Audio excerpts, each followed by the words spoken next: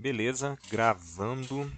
Então sejam muito bem-vindos ao oitavo e último período do curso de Biomedicina, disciplina Laboratório Clínico 3, onde neste período nós vamos estar fazendo um compilado de todas as matérias relacionadas a análises clínicas, microbiologia, hematologia clínica, parasitologia, urinálise, citologia. Então, nós vamos pegar uma parte um pouco mais aprofundada de todas essas disciplinas que, em sua fusão, se transformam na disciplina de Laboratório Clínico 3. Então, vamos começar aí com a farmacologia clínica de antimicrobianos e estudo de resistência bacteriana. Por que seria tão importante o estudo dos antibióticos? Porque nós utilizamos esses antibióticos em uma situação muito comum e importante, que seria a realização do teste de sensibilidade a esses antibióticos, que é chamada também de TSA, ou vulgo antibiograma. O antibiograma é uma técnica que você pode ter uma técnica manual, também chamada de discodifusão, tá? Ou técnica de Kirby-Bauer, ou então você pode ter técnicas quantitativas, o E-teste ou microdiluição em placa, mas a maioria dos laboratórios de análises clínicas utilizam como técnica padrão a técnica manual, que é uma técnica mais simplificada, porém que precisa de um entendimento um pouco mais aprofundado por parte do profissional que executa o antibiograma em relação às características dos antibióticos que ele vai aplicar na placa, os antibióticos que ele vai testar para determinado germe que foi isolado no achado de cultura, né? Então não é qualquer antibiótico que você testa e coloca na placa. Você tem a necessidade de saber o que esse antibiótico faz, se ele tem ação sobre essa bactéria, porque senão não compensa você gastar o espaço que você tem disponível na placa com determinado antibiótico, e sim com uma classe que tem uma maior eficácia contra a bactéria isolada. Então, passando à frente, o antibiograma o método de Kirby-Bauer é o método mais utilizado, que ele é conhecido como disco-difusão. Então você tem, a princípio, uma placa com um meio não seletivo, e esse meio não seletivo ele permite o crescimento da maioria das bactérias cultiváveis dentro de um laboratório. E você tem os discos de antibiótico, que são papéis de celulose, tá, com base de celulose, impregnados com diferentes concentrações conhecidas de antibióticos. E esses antibióticos, essas concentrações, elas são padronizadas por, por vários colegiados responsáveis pelos estudos mundiais do comportamento de micro-organismos frente a antibióticos. Então, nós temos o colegiado europeu, o colegiado norte-americano e agora o colegiado brasileiro. Antigamente, nós seguimos a CLSI, que era um colegiado internacional americano que ditava as regras para você traçar o seu antibiograma. Hoje nós utilizamos um colegiado brasileiro, tá, que se chama BR-CAST, e ele é responsável por ditar as regras dos antibiogramas que nós devemos realizar aqui no Brasil. Por quê? Porque os antibióticos disponíveis no Brasil geralmente são diferentes em alguns critérios dos antibióticos disponíveis, por exemplo, na Europa. Então, nós encontramos uma determinada classe de antibiótico lá e aqui nós encontramos um antibiótico similar que tem uma ação um pouco diferente, que pode ser da mesma classe, mas que tem uma ação um pouco diferente. Nós vamos entender isso na hora que nós chegarmos a estas classes de antibiótico. Então, o que é importante nós sabermos em relação à terapia com antibióticos? Primeira coisa, o antibiótico ele tem que ter a chamada toxicidade seletiva. Essa toxicidade seletiva significa o quê? Esse antibiótico ele vai agir sobre alguma estrutura bacteriana, que pode ser parede celular, membrana citoplasmática, mitocôndrias, ribossomo, pode ser o núcleo, pode ser algum metabólito que essa bactéria utiliza. Agora, devemos saber se esse antibiótico age somente sobre a bactéria ou age também sobre as células do nosso corpo que também têm essas estruturas. Então, quanto maior for a toxicidade seletiva do antibiótico, melhor é este antibiótico. Então, uma estrutura que a bactéria tem e que nossas células não têm seria um ponto-chave para essa toxicidade seletiva. Por exemplo, toda bactéria tem parede celular. Nós humanos não temos em nenhuma das nossas células parede celular. E isso é uma propriedade bacteriana. Nós temos membrana citoplasmática que se difere de parede celular. A parede celular é uma estrutura secundária à membrana citoplasmática, que é uma característica de proteção das bactérias. Então, o antibiótico que se liga à parede celular bacteriana, ele vai ter menos efeito colateral em nós humanos. Por quê? Nossas células não têm parede celular bacteriana. Agora, por exemplo, um antibiótico que tem uma ação sobre a síntese de proteínas dos ribossomos. O ribossomo a bactéria tem e ribossomo nós temos. Dependendo da síntese de proteína realizada por essa célula, o antibiótico, na hora que ele entra, ele vai interferir em um importante processo metabólico do nosso organismo.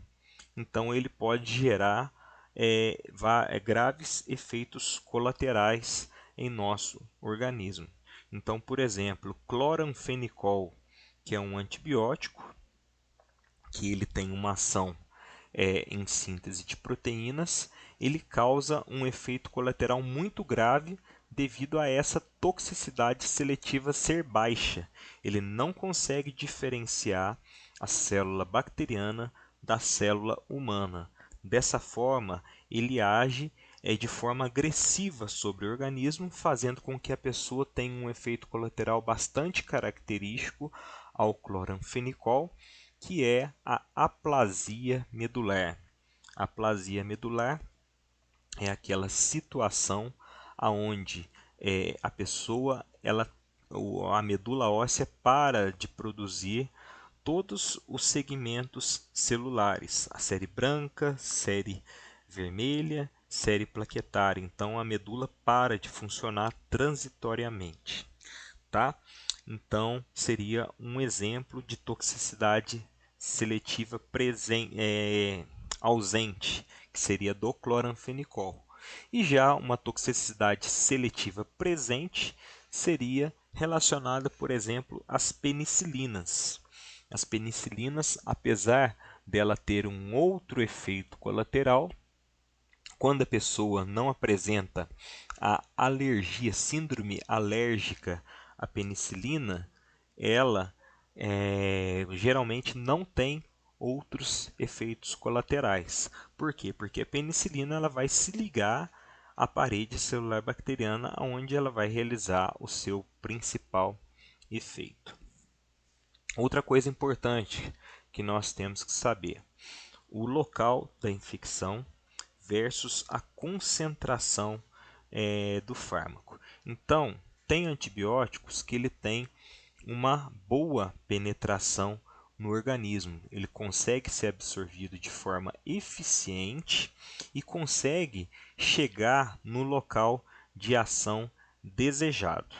Então, nós temos, por exemplo, uma meningite. A meningite é uma infecção das meninges, que é as membranas que revestem o sistema nervoso central. Então, para o antibiótico chegar lá, ele tem que ser um antibiótico bastante lipossolúvel. Ele não pode ser um antibiótico hidrossolúvel, porque a quantidade de lipídios que tem nessa membrana impede a entrada de antibióticos com características químicas hidrossolúveis. A mesma coisa você querer misturar o óleo com água, você não consegue misturar. Então, o óleo ele se mistura facilmente com óleo, mas não se mistura com água. Então, antibióticos que têm essa característica, eles conseguem chegar no sistema nervoso central. Antibióticos com características hidrossolúveis, eles não conseguem atingir muito bem o sistema nervoso central. Então, você tem que saber o local que ocorre a infecção e a característica principal desse antibiótico para você poder fazer o uso nele neste local. Alguns antibióticos, por exemplo, têm uma boa ação cutânea. Outros antibióticos têm uma boa ação em órgãos internos. Alguns antibióticos têm uma maior excreção urinária. Então, são utilizados em larga escala para tratamento de infecções urinárias. Outros antibióticos não têm uma infecção urinária, uma excreção urinária muito boa. Logo, eles não podem ser muito utilizados nesses critérios.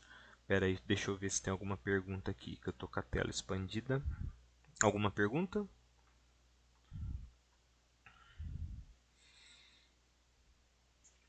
Beleza. Com relação...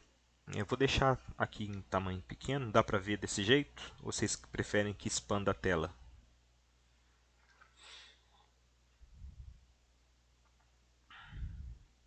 Ninguém se manifestou, então quem cala consente. Dá para ver, então tá beleza.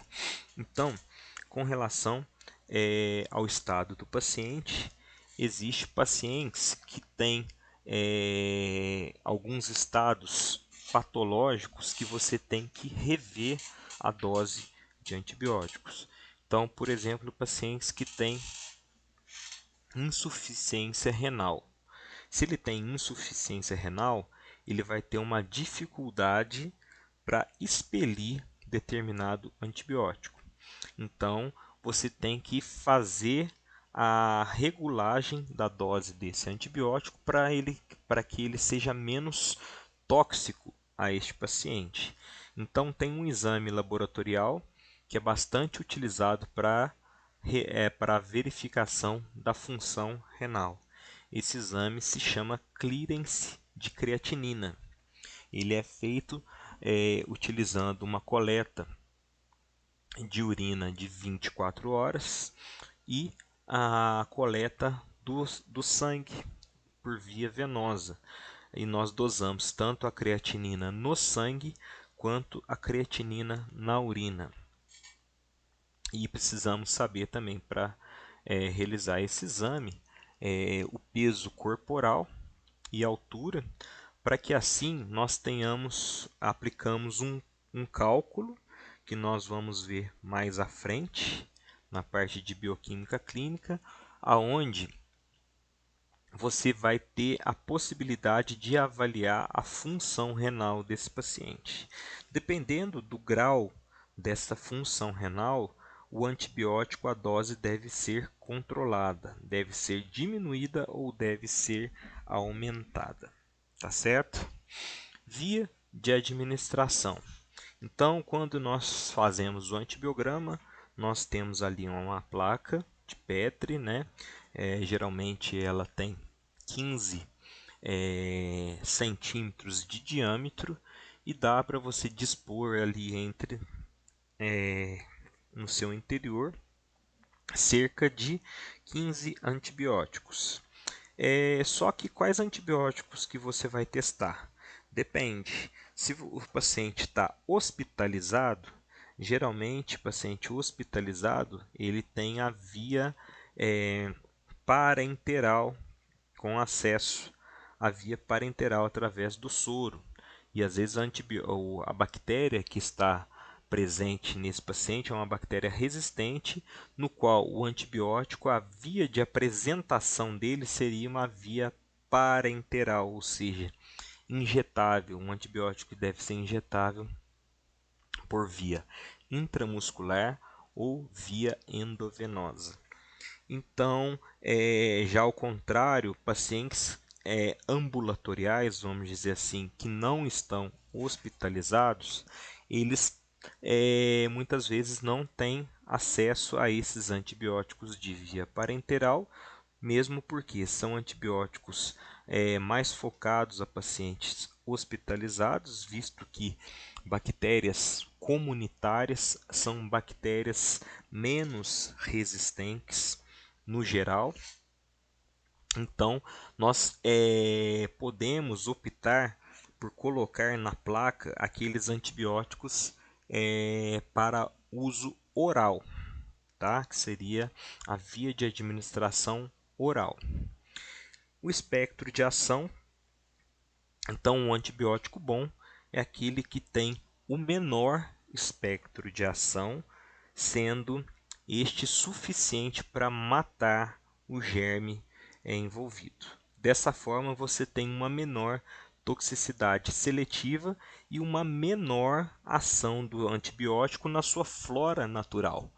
Porque quando o antibiótico, você ingere o antibiótico, ele pode também atingir as bactérias que fazem parte da sua flora natural. E com isso você tem efeitos colaterais. Então, por exemplo, se você ingere um antibiótico, qual que é o principal efeito colateral de um antibiótico? Diarreia. Por quê? Porque a nossa flora intestinal ela é ampla e diversificada. Se você ingere um antibiótico, na maioria das vezes esse antibiótico pode ter uma ação que vai fazer, vamos dizer assim, uma mortalidade generalizada naquelas bactérias que colonizam o intestino. E imediatamente outras bactérias patogênicas podem vir a colonizar o intestino, causando-me uma diarreia secundária à utilização desse antibiótico. Algumas vezes essa diarreia pode ser grave, dependendo do germe que venha colonizar o intestino após o uso do antibiótico. Existe um germe em particular que se chama Clostridium difficile. Esse Clostridium, vou até escrever aqui para vocês pesquisarem depois. Clostridium difficile. Esse Clostridium, ele é um germe anaeróbio, tá? Que ele é oportunista, mas quando a pessoa toma antibiótico, geralmente ele não morre e ele pode causar uma infecção intestinal muito grave que pode levar o paciente à morte, com uma diarreia fulminante, causando um quadro de desidratação neste paciente e com a desidratação você tem um descontrole no nível de eletrólitos do paciente, que é sódio, potássio, cloro, cálcio, magnésio. Todos esses elementos que podem ser também dosados através de exames laboratoriais começam a ser desprezados pela forma da diarreia, causando um desequilíbrio hidroeletrolítico, que pode afetar o organismo como um todo, tá certo? Então, o espectro de ação tem uma grande importância nesses quesitos. Outro exemplo relacionado ao espectro de ação dos antibióticos é, por exemplo, o que ocorre nas mulheres. As mulheres, ela têm as bactérias da flora intestinal, que são os lactobacilos, e esses lactobacilos, eles são responsáveis por acidificar o pH da vagina. E quando você faz o uso do antibiótico, você vai matar esses lactobacilos devido ao seu espectro de ação ampliado, fazendo com que outros germes comecem a se reproduzir. Entre eles nós temos a Candida albicans, que é uma levedura. E essa levedura começa a se reproduzir, então a mulher ela desenvolve a chamada candidíase vaginal, que relaciona-se à coceira e a um corrimento esbranquiçado que começa a ser produzido na vagina, que é um efeito colateral do uso de antibióticos. Outro critério importante que nós devemos saber é com relação à nossa flora normal e a flora patogênica.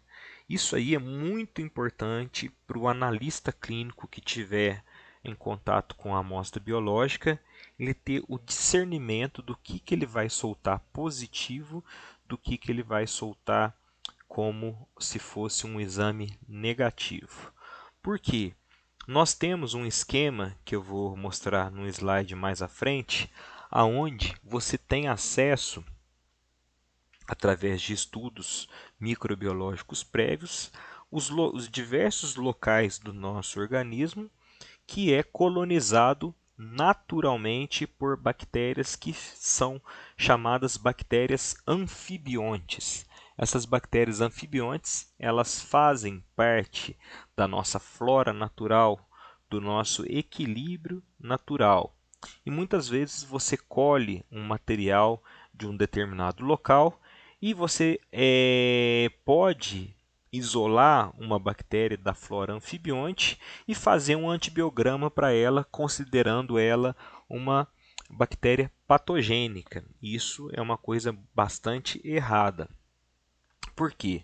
Porque toda vez que você faz um antibiograma, você induz o médico a realizar o tratamento, que o médico ele vai olhar ali naquele laudo, vai estar lá escrito o nome da bactéria e vai estar lá todos os antibióticos que estão sensíveis, todos os antibióticos que estão resistentes.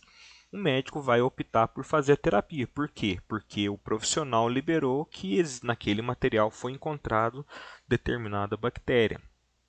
Isso aí é uma coisa que a gente vem nos últimos congressos vendo bastante os profissionais discutirem a respeito disso, de liberar ou não flora normal com antibiograma.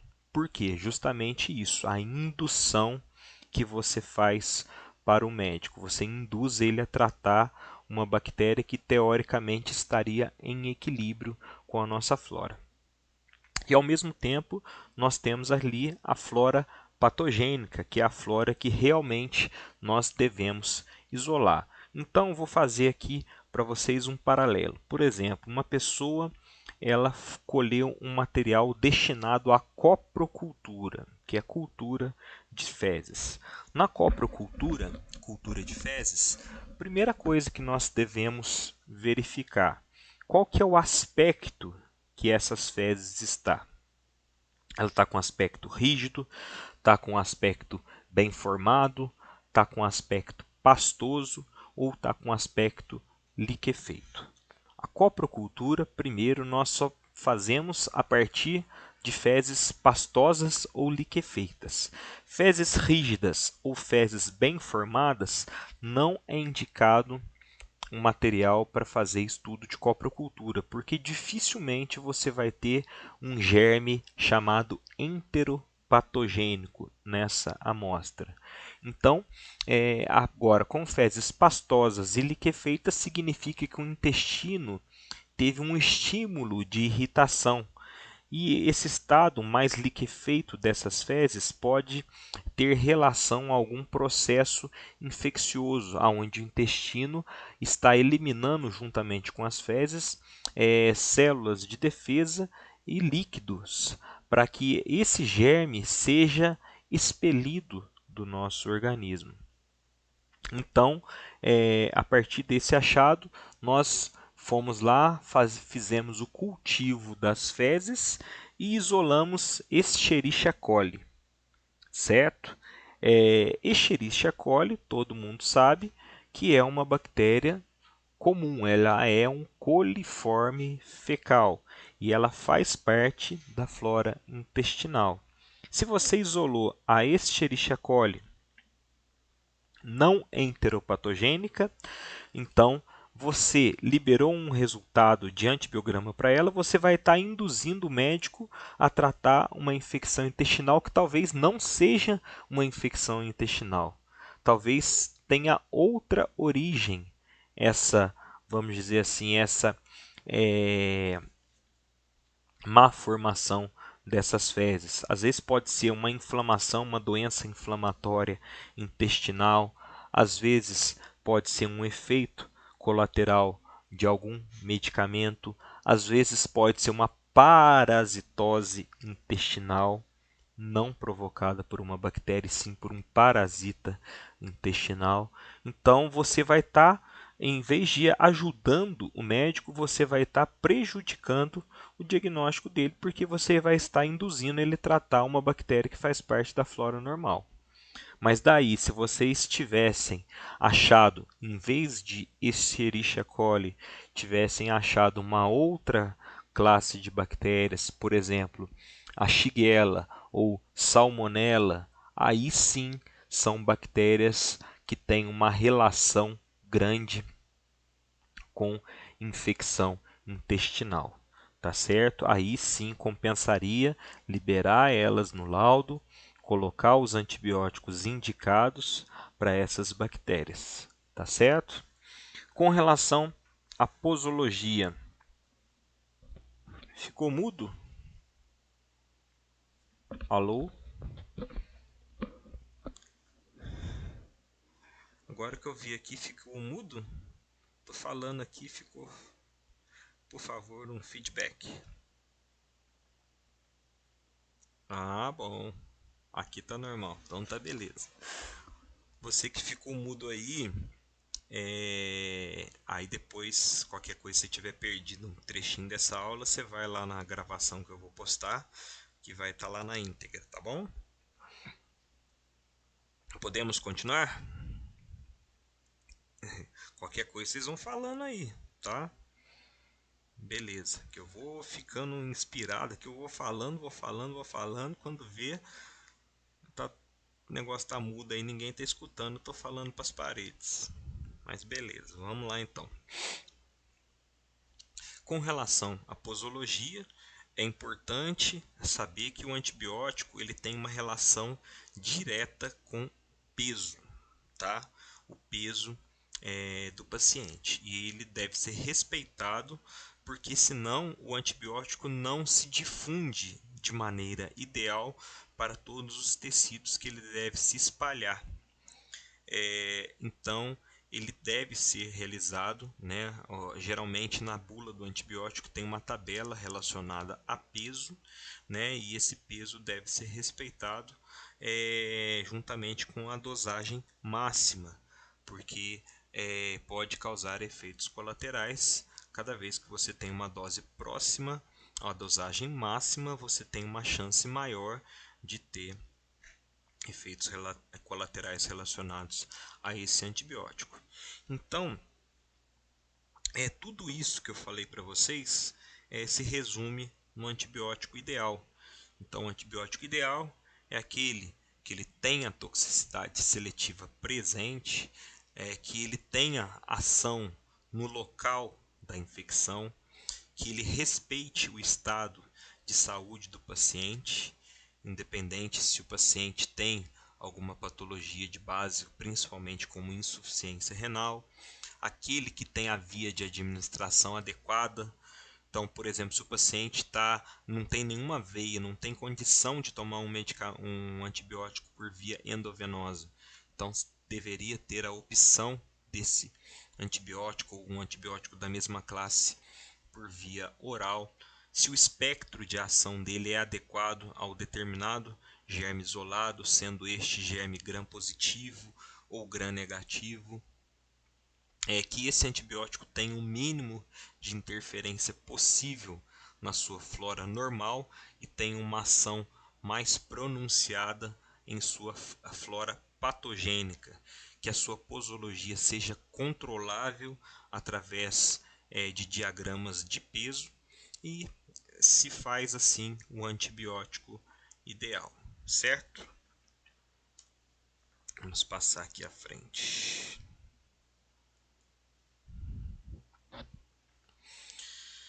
Conhecendo os antibióticos, então aqui eu vou falar para vocês uma coisinha bem rápida de cada antibiótico, tá? Para vocês terem uma noção da farmacologia deles. Na farmacologia, se você for estudar ela a fundo, você tem que levar mais ou menos uma aula inteira para estudar a fundo uma classe de antibiótico. Então, o que eu vou falar para vocês aqui é uma coisa de forma bem superficial desses antibióticos, só para vocês terem uma noção na hora de montar o antibiograma e não fazer aquela ação mecânica de colocar ali o antibiótico sem saber ao certo o que vocês estão fazendo, tá certo? Então, os antibióticos chamados beta-lactâmicos são os antibióticos mais utilizados hoje na terapia antimicrobiana, tá? Tanto em hospital quanto nos ambulatórios, é o antibiótico mais amplamente utilizado. Por quê? Primeiramente, é um antibiótico que tem toxicidade seletiva aumentada, porque os beta-lactâmicos são antibióticos que têm ação na parede celular bacteriana. E a parede celular bacteriana é uma estrutura que a célula humana não possui, tá certo? Então, as principais classes de antibióticos beta-lactâmicos que nós temos disponíveis, em primeiro lugar, são as penicilinas, tá? Essas penicilinas, elas são antibióticos pioneiros, né? Os primeiros antibióticos a serem descobertos, porém, elas sofreram diversas pesquisas aonde foram descobertas penicilinas semissintéticas e penicilinas sintéticas com espectro de ação aumentado. Então, a partir da evolução da farmacologia antimicrobiana, as penicilinas originais, que hoje, na maioria das vezes, se comportam como antibióticos resistentes, elas deram origem a penicilinas altamente estáveis, as chamadas enzimas beta-lactamases, que são enzimas que conseguem destruir o anel beta-lactâmico presente nos antibióticos, tanto penicilinas quanto cefalosporinas, como monobactâmicos e carbapenêmicos. Comecem a se acostumar com esses nomezinhos, porque antibiótico tem nome complexo e isso acaba que se torna necessário o conhecimento desses nomes durante o processo de montagem do antibiograma. Então, o principal mecanismo de ação das penicilinas, dos beta-lactâmicos em geral, é inibição da síntese de parede bacteriana. Guardem isso, os beta-lactâmicos são antibióticos que inibem a síntese de parede bacteriana. Então, o espectro de ação dessas penicilinas é um espectro dos beta-lactâmicos em geral. Você tem várias classes, né? Então, as penicilinas, o espectro de ação delas é basicamente contra germes gram-positivos, tá? Guardem bem isso. Penicilinas, elas vão ter principalmente ação em gram-positivo. Já as cefalosporinas, essas cefalosporinas elas são divididas em 5 classes: cefalosporinas de primeira geração, cefalosporinas de segunda geração, cefalosporinas de terceira, quarta e quinta geração.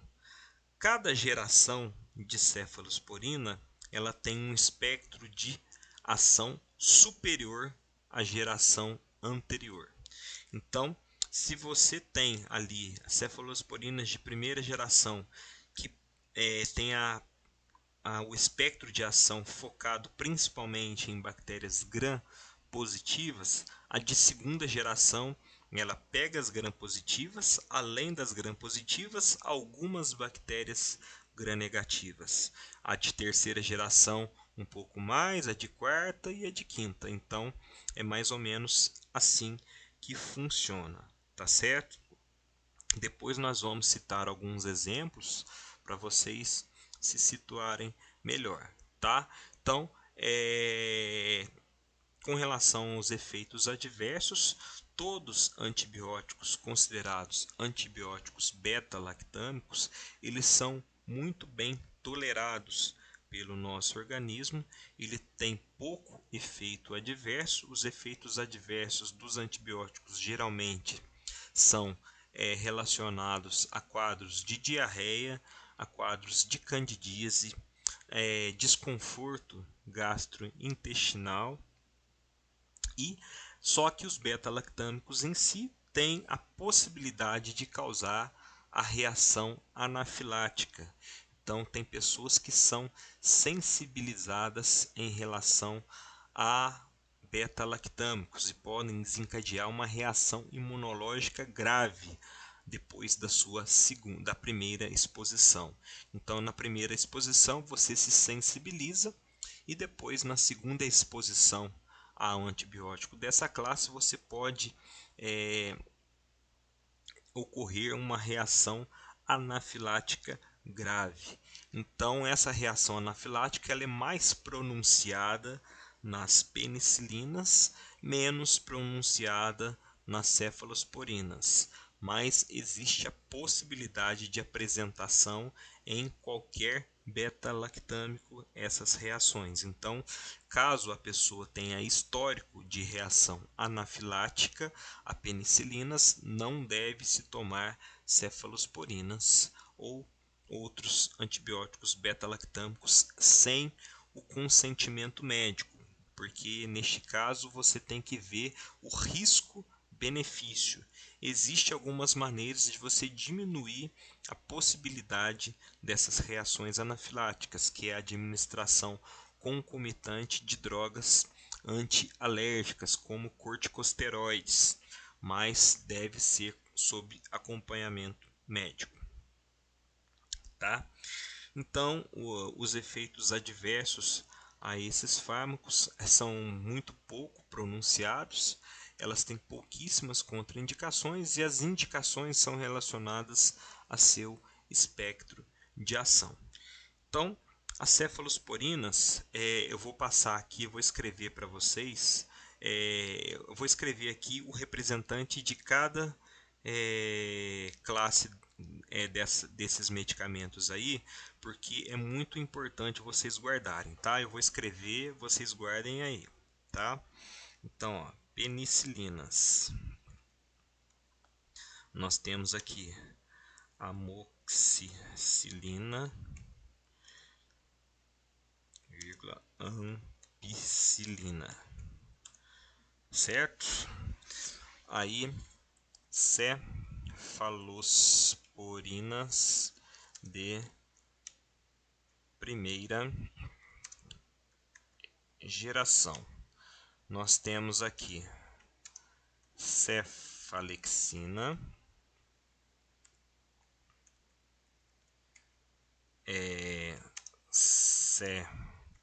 cefalotina e cefazolina. Cefalosporinas de segunda geração. Nós temos aqui cefuroxima, cefuroxima. Nossa, estou escrevendo tudo errado. Cefoxitina e cefaclor. Estou citando só algumas, tá, gente? Tem muitas.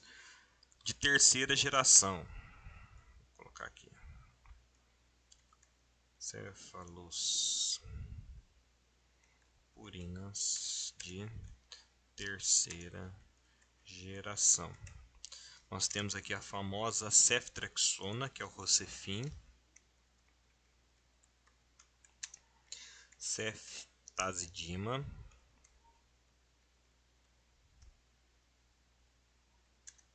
E cefotaxima.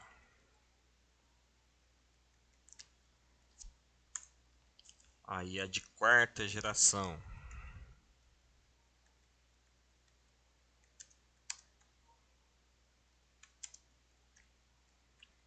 O principal representante é o cefepime. E de quinta geração,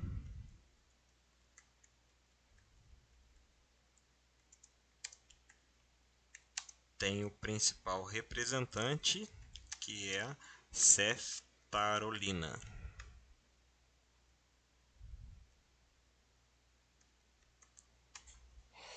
Certo? Aí nós temos aqui os monobactâmicos,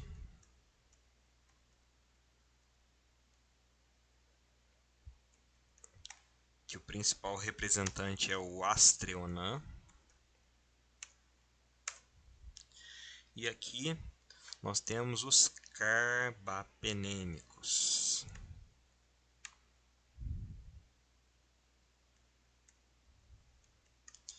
que o principal representante seria os principais, né? O imipenem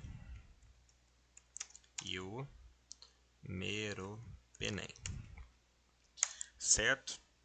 Então, aí, pessoal, é bastante nome, mas é muito importante saber esses nomes aqui, porque são os principais antibióticos que nós vamos utilizar na terapia antimicrobiana, tá? São os principais antibióticos que vão ser solicitados para que sejam testados no nosso antibiograma, beleza? Vamos passar aqui para a próxima classe.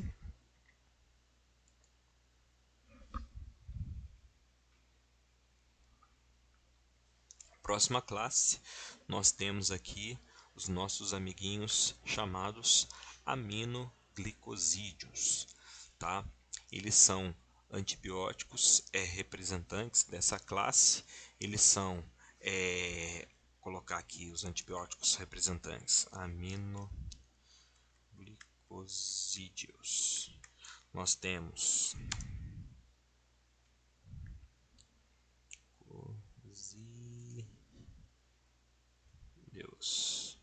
nós temos aqui amicacina, gentamicina,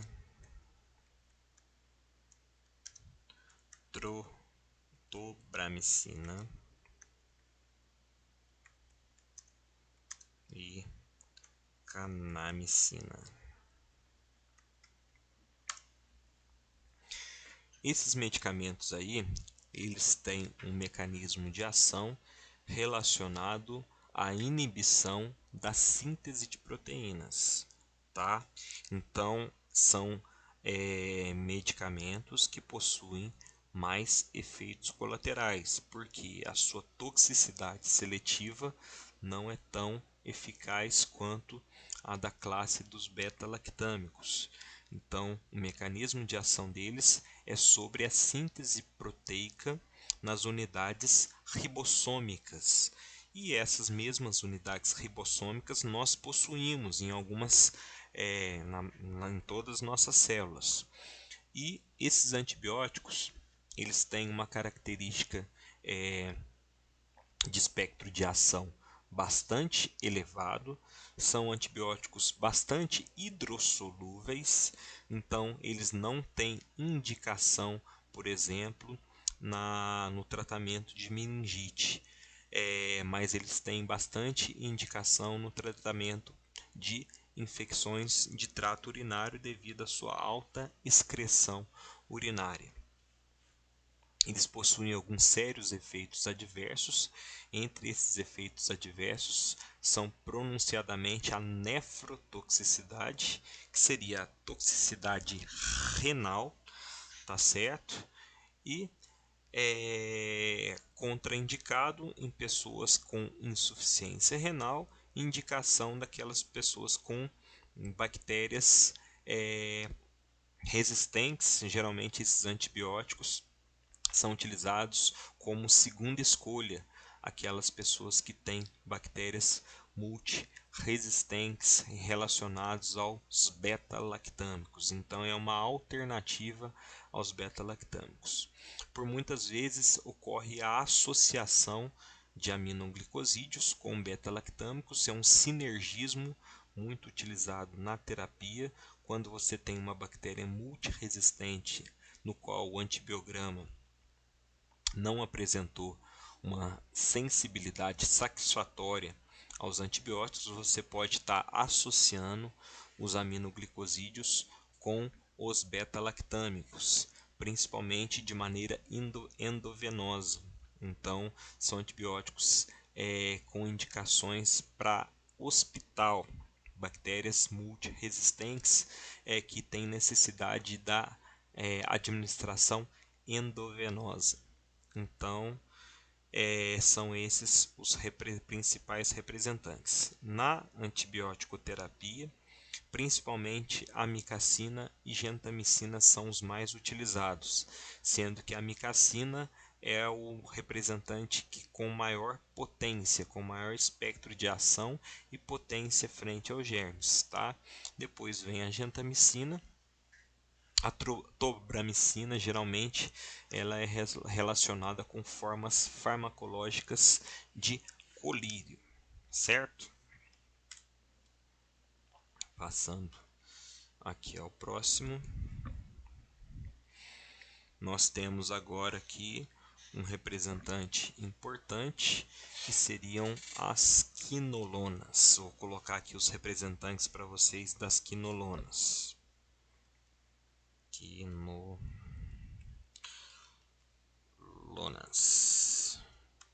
As quinolonas nós temos principalmente ciprofloxacin, nós temos também o levofloxacin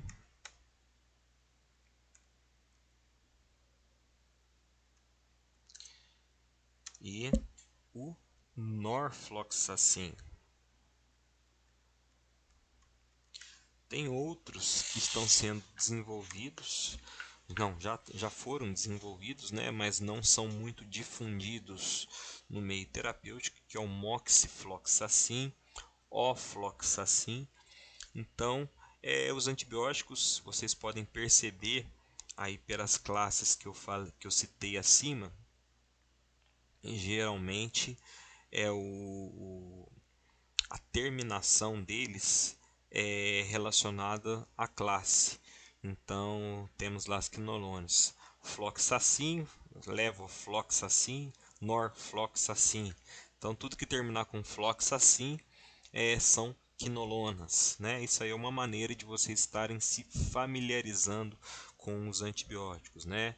Da mesma forma, os aminoglicosídeos, amicacina, gentamicina, tobramicina, canamicina. Tudo que terminar com micina pode ser relacionado a aminoglicosídeos e por aí vai. Então, o mecanismo de ação das quinolonas ela está relacionado principalmente à inibição da DNA girase. DNA girase é uma enzima relacionada à duplicação da hélice de DNA. Então, quando você inibe a DNA girase, você diminui a replicação da bactéria. E nisso aí, eu esqueci de falar para vocês lá no começo que através do mecanismo de ação nós dividimos os antibióticos em duas grandes classes, né, que são os antibióticos bactericidas e os antibióticos bacteriostáticos. Os bactericidas são antibióticos que vão matar a bactéria. E os bacterostáticos serão aqueles antibióticos que vão paralisar as bactérias, permitindo paralisar o crescimento das bactérias, tá? Permitindo que o organismo reaja contra elas, já que elas pararam de se reproduzir. Então, o número de células de defesa, o número de citocinas vai ser cada vez maior, que vai se sobrepor àquela infecção e com o tempo o organismo vai ganhar a batalha, tá? Existem algumas ocasiões no qual você não deve associar um antibiótico bacteriostático a um antibiótico bactericida. Por quê? Se você é um antagonismo farmacológico, tá certo? Se você utilizar alguns antibióticos, ele tem sua ação bactericida quando a bactéria está viva se multiplicando. Por exemplo, ela está viva sintetizando parede celular. Aí o antibiótico vai lá e mata. Agora, se a bactéria estiver paralisada, ela não estiver se multiplicando, não estiver produzindo parede celular devido à utilização de um antibiótico bacteriostático que travou ali a bactéria, esse antibiótico bactericida ele deixa de ter transitoriamente a sua ação. Então isso aí é um antagonismo farmacológico que pode ocorrer em determinadas situações dose dependentes, dependendo da dose, tá certo? Então, esses três primeiros classes de antibiótico que eu passei para vocês são antibióticos com características bactericidas, tá certo? Então, as quinolonas, o mecanismo de ação dela está envolvido na DNA girase, que é a inibição da DNA girase, que é uma enzima relacionada à reprodução, replicação do DNA bacteriano, para que essa bactéria se reproduza. Então o espectro de ação dela vai ser muito grande, tá? Ela tem atividade tanto quanto bactérias anaeróbias, bactérias aeróbias, gram negativo, gram positivo. Ela tem uma ação bem ampla. Porém, os efeitos adversos dela são bem pronunciados também devido a essa ação. Então, muitas vezes, essa ação pode não ser apenas na célula bacteriana, ela pode atingir determinados grupamentos celulares do nosso organismo. Então,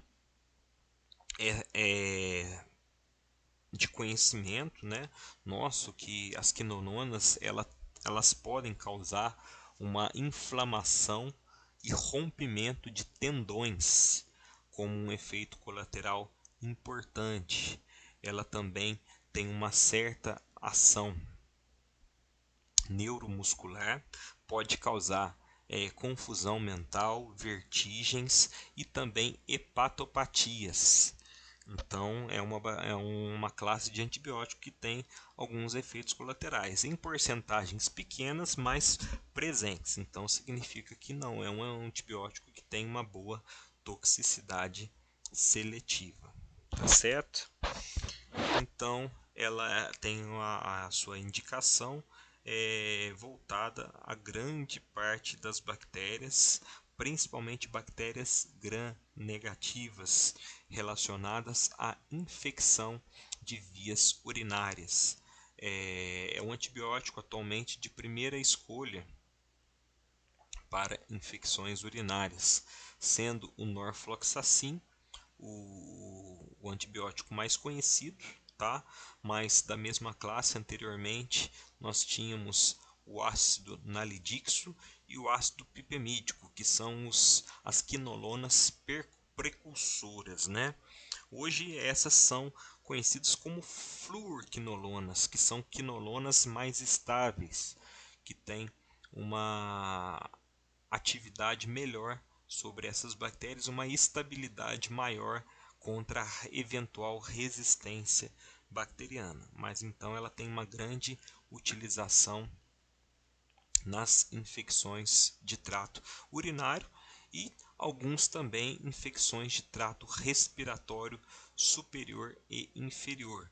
Por exemplo, o levofloxacin, ele é bastante utilizado para tratamentos de sinusite e pneumonias. E o cipro é mais voltado para infecções intestinais e infecções urinárias. O norfloxacin mais relacionado à infecção urinária. Beleza? Partiu para o próximo. Então, nós temos agora as sulfas, né, que são antibióticos que possuem uma ação sobre metabólitos essenciais ao organismo bacteriano. Ela inibe o ácido fólico e vitamina B12, a síntese de ácido fólico e vitamina B12 pela bactéria. Então, essa ação é uma ação que também pode atingir o nosso organismo, levando a efeitos colaterais relacionados a tal. Os principais representantes é o sulfametoxazol. Vou escrever aqui.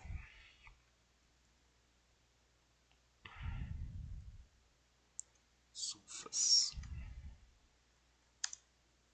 Sulfonamidas.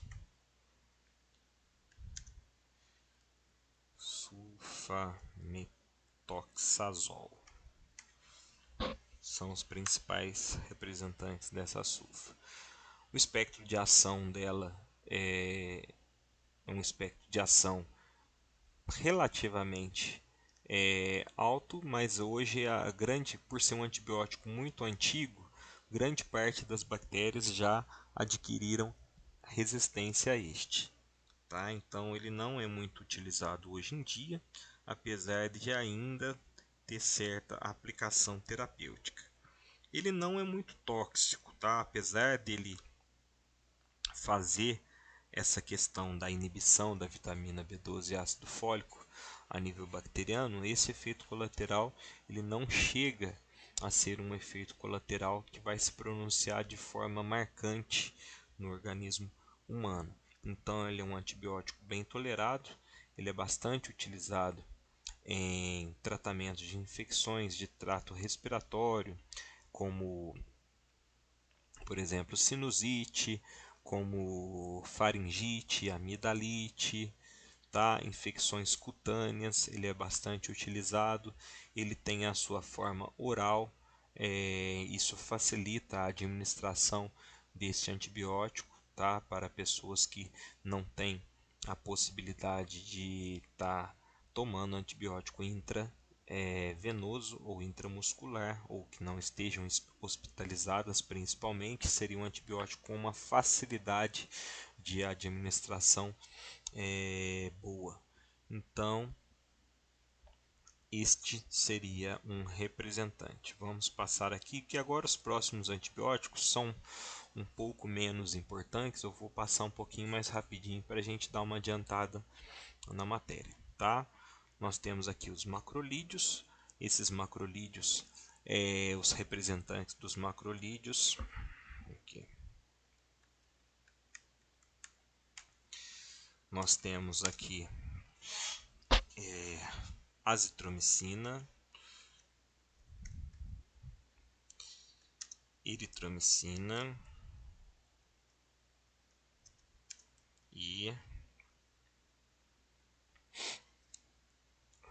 claritromicina.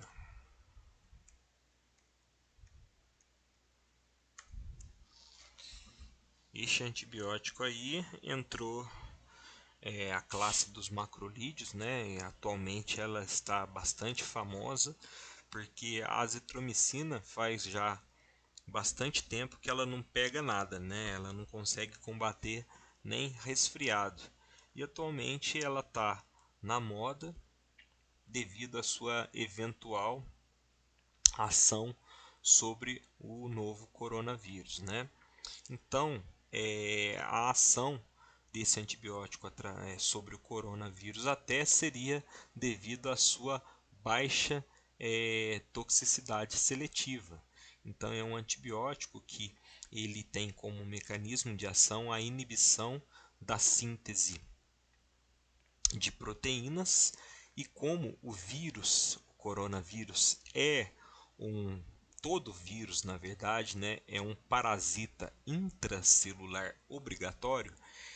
O vírus, para ele se multiplicar, ele precisa entrar dentro de uma célula, utilizar os mecanismos que essa célula proporciona para ele se multiplicar, e muitas vezes eles utilizam de ribossomos, mitocôndrias, fragmentos de ácidos nucleicos presentes na célula para que ele possa ter a matéria-prima para de dentro da célula ele se replicar, matar a célula, se multiplicar e espalhar para outras células.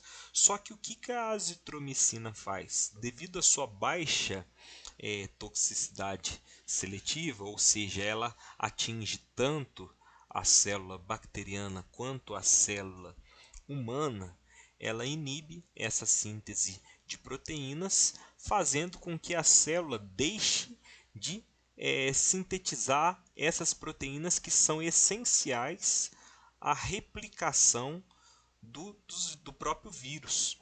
Então, através de estudos farmacológicos preliminares, aonde a associação da hidroxicloroquina com a azitromicina, eles conseguiram fazer com que culturas virais tivessem uma diminuição de carga viral e também em espécimes humanos. Então, são estudos que ainda estão em desenvolvimento, mas com,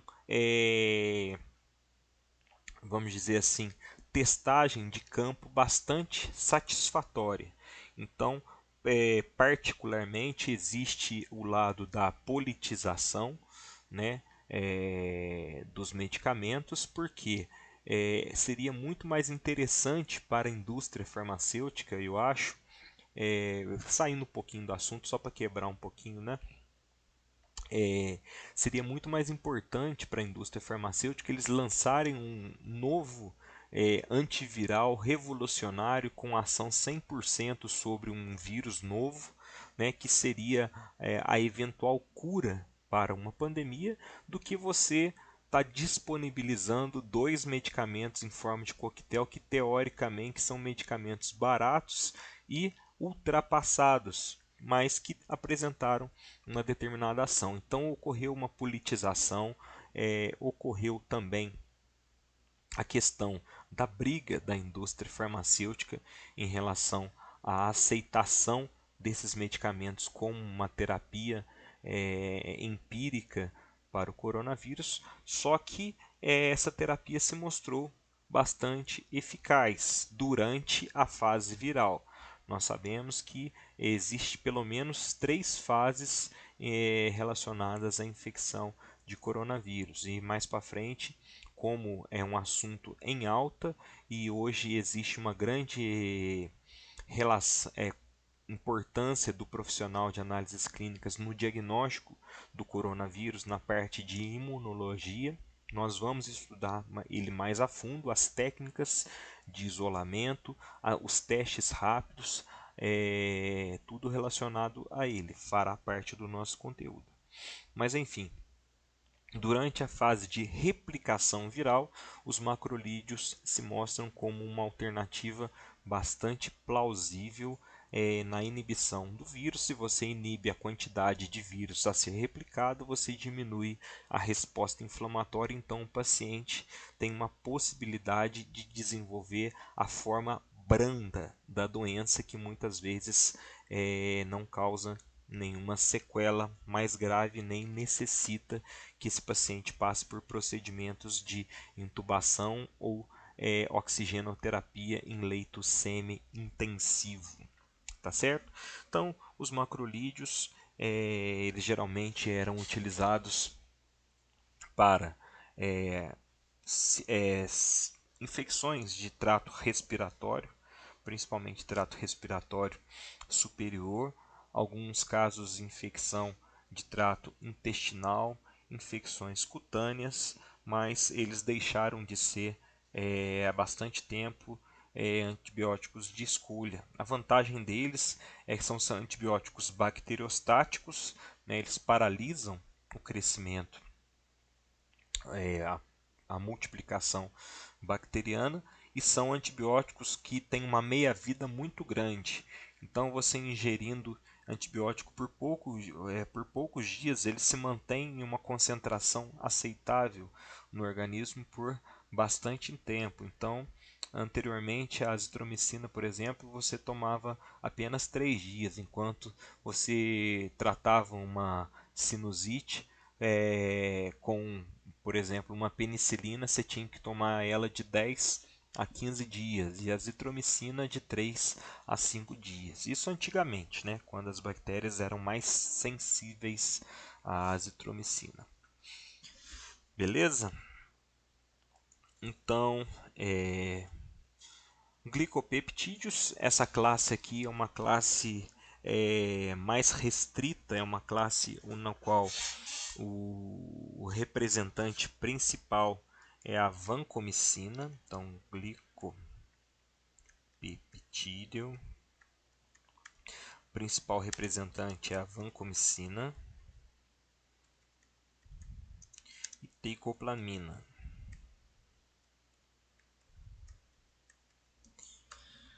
São antibióticos com ação principal, principalmente contra bactérias Coccus gram positivos, tá?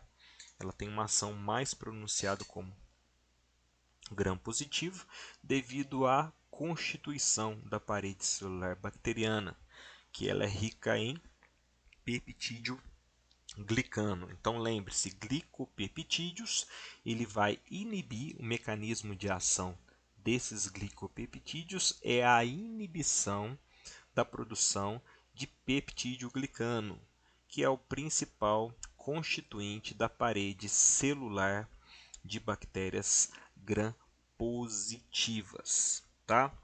Apesar desse antibiótico ter uma ação pronunciada sobre parede celular, ou seja, inibe a parede celular, que é uma estrutura que nós não temos, a estrutura química desse antibiótico, ela é uma estrutura química que ela causa uma certa agressividade ao nosso organismo. Então, ele tem como efeito colateral dois graves efeitos colaterais, principalmente a nefrotoxicidade, que seria a toxicidade aos rins, e a ototoxicidade, que pode causar surdez, tá certo? Então, este é um antibiótico bastante utilizado para aqueles Staphylococcus aureus resistentes à meticilina.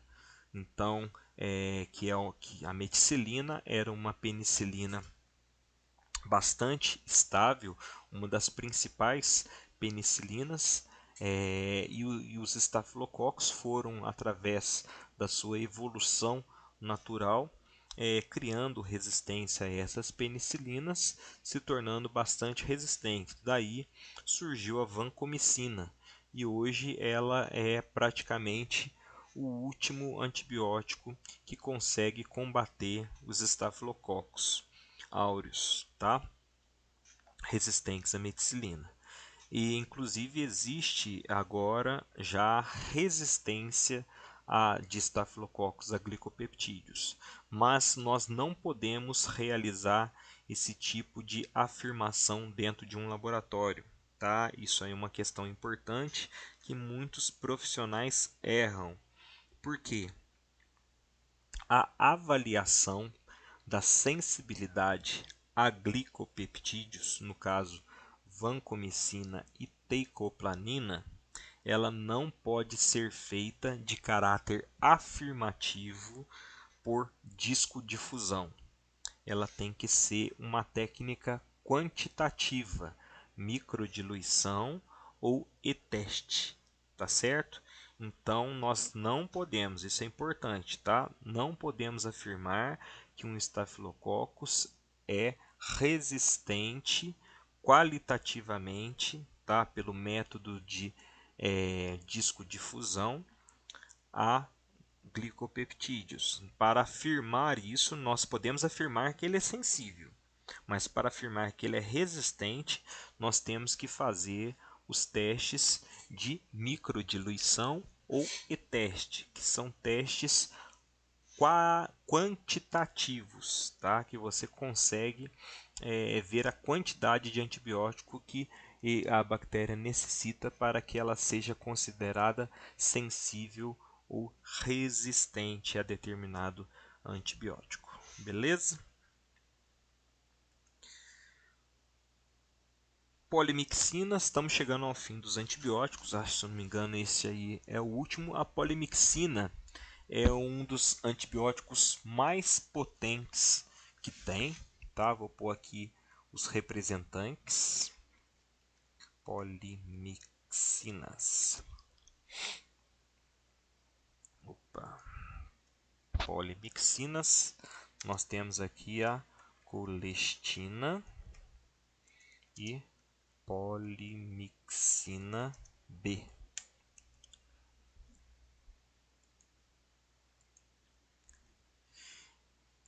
Esses antibióticos aqui, eles são um dos antibióticos mais potentes que nós temos atualmente.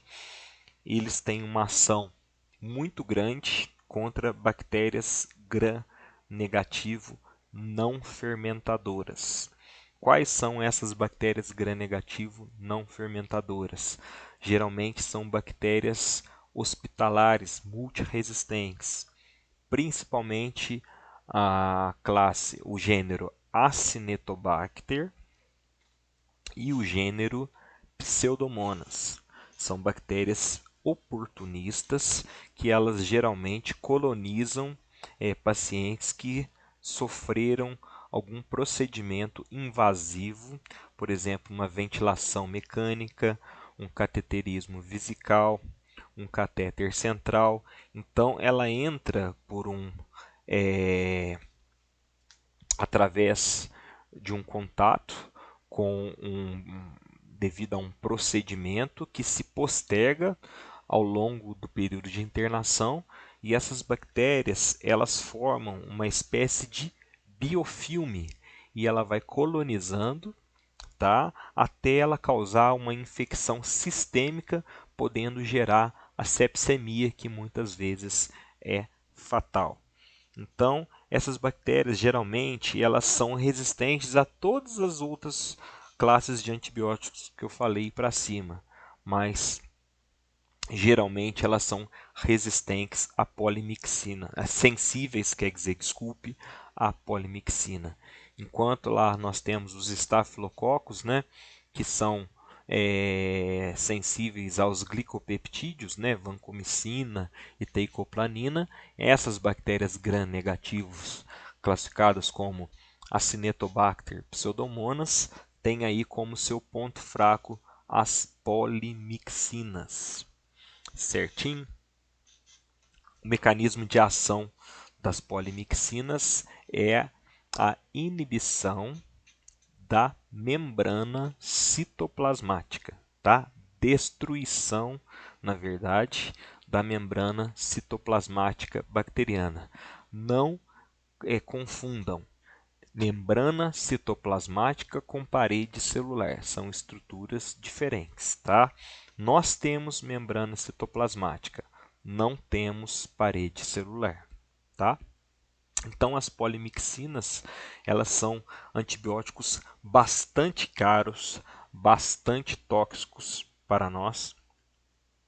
Eles podem causar uma nefrotoxicidade bastante pronunciada. Ela pode causar um efeito neuromuscular também grave, tá? Então é um antibiótico que deve ser utilizado com cautela em casos extremos. E quando você utiliza esse antibiótico, geralmente não tem outra alternativa para a utilização terapêutica. Então são antibióticos de última escolha, principalmente utilizados para essas bactérias.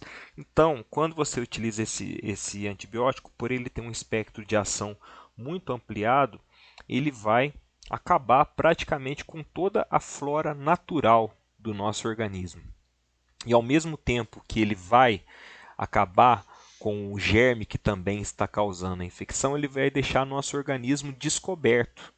Então, com isso, nosso organismo vai estar susceptível a diversas outras infecções, principalmente infecções fúngicas, porque o antibiótico ele não tem ação sobre fungo. O antibiótico o antibacteriano ele vai ter a ação sobre bactérias e não a ação sobre fungos. Então, isso vai causar uma descobertura no nosso organismo, que ele vai já estar debilitado imunologicamente, podendo sofrer uma infecção disseminada por fungos. Tá certo?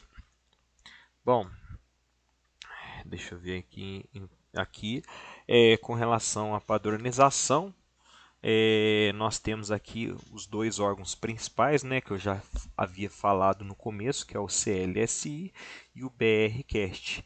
Então, nós temos que, para montar um antibiótico, fazer uma mesclagem, né, das características farmacológicas, né, o estudo da resistência bacteriana, os padrões propostos pelos órgãos, né, a CLSI, a realidade do nosso laboratório, a capacidade que ele tem de testar os antibióticos, a capacidade técnica, inclusive, de saber escolher os antibióticos relacionados às recomendações da Comissão de Combate à Infecção Institucional ou Hospitalar. Tá certo? Então, gente, agora vamos entrar no intervalo aí. O intervalo vai até às 20 horas e 55 minutos agora, tá? Com as novas regras da faculdade aí. 15 minutos de intervalo. E na segunda etapa nós vamos desenvolver o questionário, tá certo? Então a matéria de hoje vamos finalizá-la por aqui. E agora a segunda etapa vou apenas dar o questionário, vou dar alguns minutos para vocês responderem cada questão, já preparando, né? Deixando ele aí de jeito para futura N1, tá certo? Então, vou terminar de gravar essa aula aí até daqui a pouquinho, beleza? Às 5 para as 9 entramos ao ar novamente. Falou!